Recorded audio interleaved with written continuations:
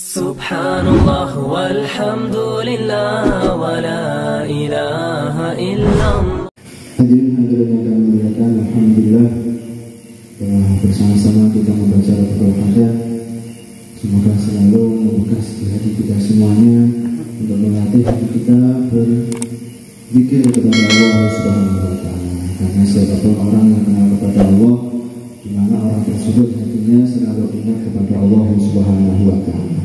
Minimal kalau kita ketika terjadi sesuatu baru ingat Allah atau melihat setan, nyebut-nyebut nama Allah.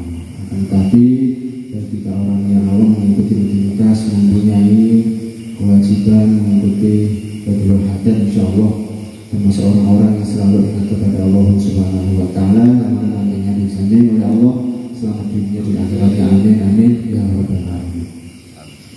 Para jemaah sekalian yang muliakan, salah satu hadis yang nomor 17 diriwayatkan an Abi Ya'la Shaddad bin Aus radhiyallahu anhu Rasulullah sallallahu alaihi wasallam.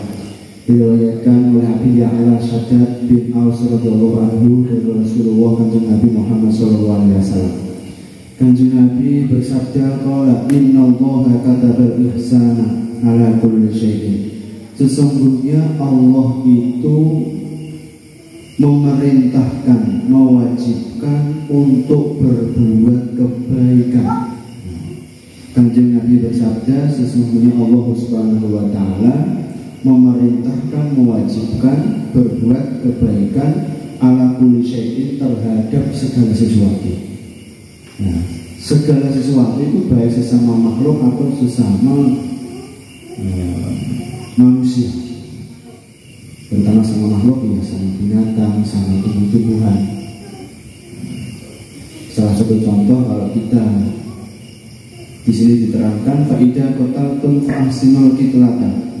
Ketika kalian mau membunuh, maka bunuhlah dengan cara yang baik. Ini terjadi ketika zaman dulu sering terjadi hukuman kisos. Hukuman kisos itu terjadi ketika seseorang membunuh nyawa. Di zaman Nabi, ketika membunuh nyawa itu hukumannya adalah kisos, dihukum mati. Nah, cara menghukum mati dengan cara yang baik. Yang baik itu bagaimana? Menajamkan pisaunya.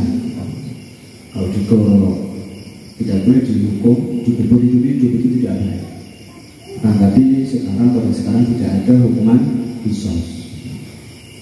Kemudian wa idza dzabhtum fa'ahsinu dzibhata. Dan ketika kalian mau menyembelih hewan, maka baiklah kamu ketika menyembelih. Menyembelih itu caranya banyak sekali. Syarat-syaratnya, kesunahan-kesunahan itu banyak. Salah satunya yaitu kalau pakai pisau yang tajam, ya contoh. Kemudian mengucapkan basmalah, niat lillahi ta'ala. Kemudian hewan tidak boleh diperlihatkan ketika mengasah pisau, itu kasihan hewannya. Kalau kurban, orang-orang menyembelih kambing itu jangan sampai binatang yang berbisa itu melihat kawannya disembelih, karena itu menyiksa. Apalagi diasah di dekat lehernya, itu menyiksa. Itu keterangan di sini.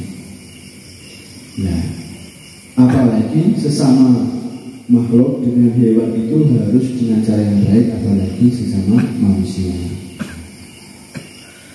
Wal yuhidda ahadukum syahrotahu wal yurih dzabihatan.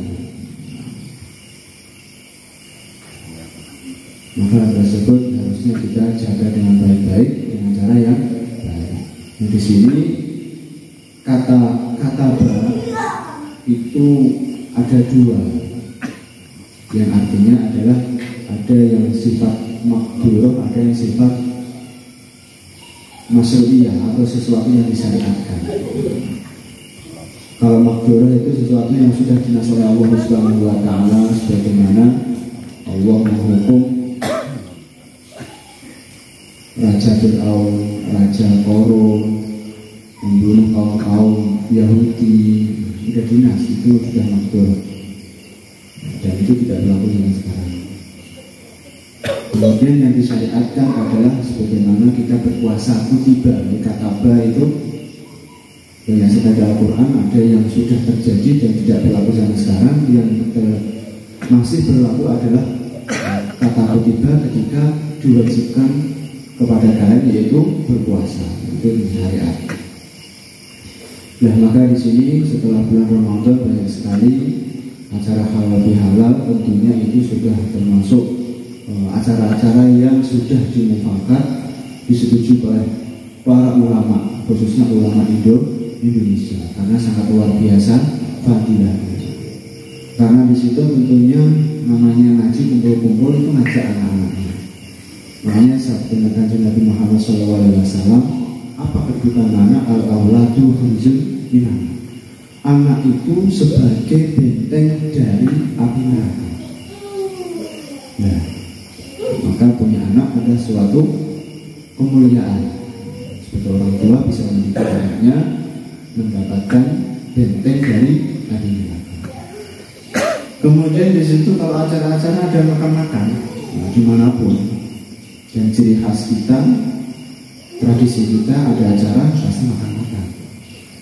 Karena itu mengikuti sabda Nabi Muhammad SAW, wal aklu ma'ahum bara'atul minhum. Makan-makan bersama mereka, bersama anak-anak, bersama saudara, bersama sesama muslim, itu pembebasan dari panasnya api neraka. Dan kelihatannya hanya sepele, hanya makan-makan, minum-minum, kumpul-kumpul, biasanya itu sering terjadi.